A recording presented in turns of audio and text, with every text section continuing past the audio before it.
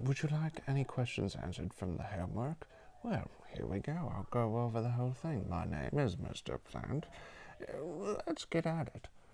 Factoring using the greatest common factor. The largest thing that goes into 4x cubed and 2x squared would be 2.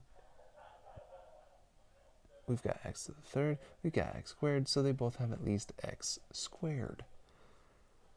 All right, let's throw in the parentheses. 2x squared times 2x would give you that 4x to the third power. 2x squared times 1 would give you 2x squared. It's almost too easy when you're as smart as you all. All right, we need something that goes into 30x cubed, 5x squared, and 25x. So 5 goes into all those, and they all have at least x to the first power. So we can kick out a 5x. So if we divide those all by 5x, 5 times 6 gives you 30. We need 2 more x's. 5 times 1 is 5. X times x is x squared. 5 times negative 5 is negative 25, and we already got the x. So now we look, we see if we can factor what's on the inside. 6 times negative 5 is negative 30. So they have to be the middle, which is 1 apart. 1 times 30, no. 2 times 15, forget about it. 3 times 10, no. 5 times, oh, those are 1 apart. So it would have to be positive 6 and negative 5. X. You know what? I think this might be where I show you the different way to do it. Oh no, not yet. So, 6x minus 5x is that x up there. But now we can split it down the middle and factor each part of it. So 6x is the greatest common factor, leaves you with x plus 1. Negative 5 is the greatest common factor over here, leaves you with x plus 1. So we had the 5x on the outside from the original part, right? So we'll kick the 5x out there. And then one of our sets of parentheses will be the 6x minus 5, the greatest common factors. And then we got the x plus 1. All right, cool. I'll show you how to do that same problem, well, a similar problem later once we get to case 2. All right, case 1 is the nice easy one.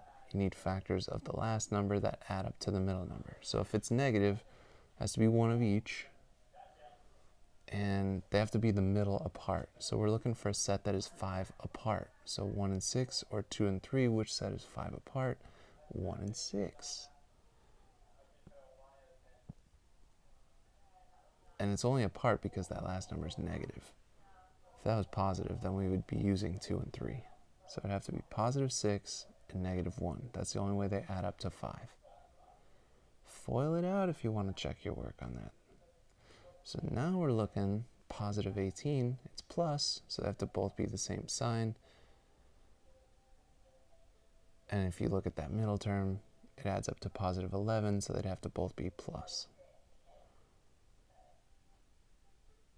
So 1 and 18, or 2 and 9. Those are our only factors of 18. Oh, 3 and 6. Whoops. But we need them to add up to 11, so we'll use 2 and 9. And it doesn't matter which one you put in which parentheses. The order doesn't matter. Just make sure you got the right numbers with the right signs. All right, this is where it gets wild. Now this is where I'm going to show you the new way to do it, that you can also do it.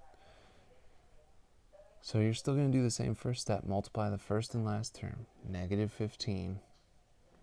We're still looking for those factors that are 2 apart. So 1 and 15 are not 2 apart, but 3 and 5 are. So we're going to use them. Now, to add up to negative 2, it would have to be positive 3 and negative 5. So we're going to write them like in the parentheses already. So we'll write p minus 5 times p plus 3. But here's the one new part. We're going to try to divide both of those by a, which is the first coefficient there. So we're going to try to divide them both by 3. Now 5 over 3, you can't do anything. So you kick the 3 to the front. You make it 3p minus 5. Now in the right parentheses, 3 divided by 3 is 1. So we'll just make it p plus 1. That's it. I like that way better. Now you can always FOIL that out. you can do your 3p times p is 3p squared plus 3p minus 5p minus 5. Combine your like terms. We got 3p squared minus 2p, or not 2p, minus 5, which was the original question, so we know we got that right. Now let's try that same method like we did in the notes where we split that middle term. So we would split it into negative 5p and positive 3p, and it doesn't matter which one you put first. We split it down the middle. Greatest common factor here is p. 3p minus 5. Greatest common factor over here is 1. 3p minus 5. So on the outside, you got the p plus 1. The parentheses have the 3p minus 5. Look, same answer as we got. I mean, the parentheses, we just wrote them in the opposite order, but it's the same thing. So it works both ways. But let's try this with the new way. 2 times negative 9 is negative 18. So they have to be 3 apart. So it could be 1 and 18, 2 and 9, 3 and 6. 3 and 6 are the ones that are 3 apart. It would have to be positive 6 and negative 3. And we'll try to divide them by that first term, the 2. Now 6 divided by 2, perfect. That's just 3. So we'll write n plus 3. The other parentheses, we can't simplify it all, so you just kick the 2 to the front. Now if you could simplify that, you would reduce the fraction before you kick it to the front.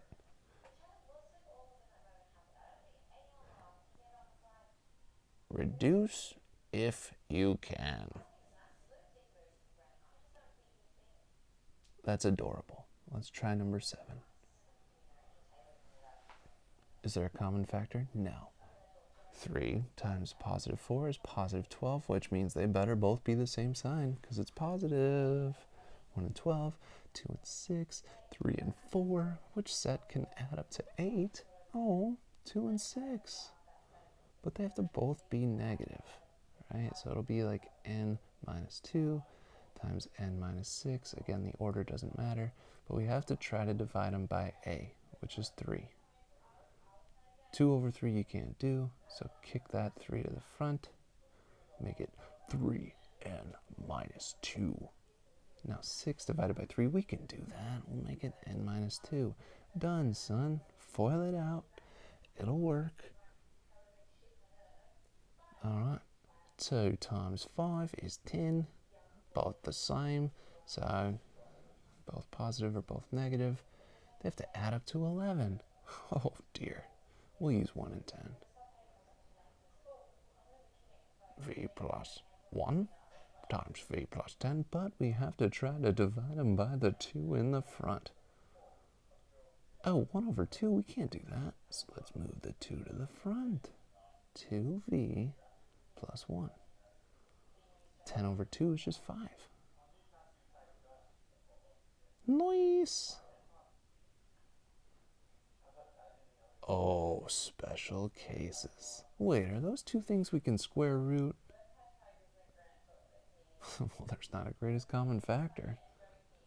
But they are both perfect squares. That means we got our difference of squares, 1 plus 1 minus, and we just square root each one. Square root of 4x squared is 2x. And the square root of 25 is 5. So 2x plus 5 times 2x minus 5. Now in the notes I said, if you were to FOIL that out, it works. So you'd have 4x squared minus 10x plus 10x minus 25. And those 10x's cancel out because you got negative 10 plus 10. So that's why you're only left with 2 terms on that one, 4x squared minus 25. Now here we've got the sum of cubes, right? Those are 2 things that are perfect cubes. The cube root of 8x cubed would be 2x, and the cube root of 27 is 3. So we could drop it into that formula. Remember, the first sign is the same. So it'll be a plus b, and then it switches for the other set of parentheses. a plus b, then it starts with minus, and it always ends in plus, regardless.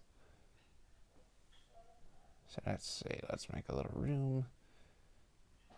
Throw in some parentheses so I can substitute in. All right, now the fun part. What in the world? So a was 2x.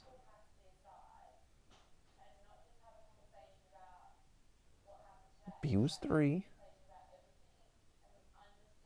And then we'll clean up. So 2x plus 3, can't change anything. 2x times 2x is 4x squared. 2x times 3 is 6x. And 3 squared is 9. There it is. All right. Is that the last one? Oh.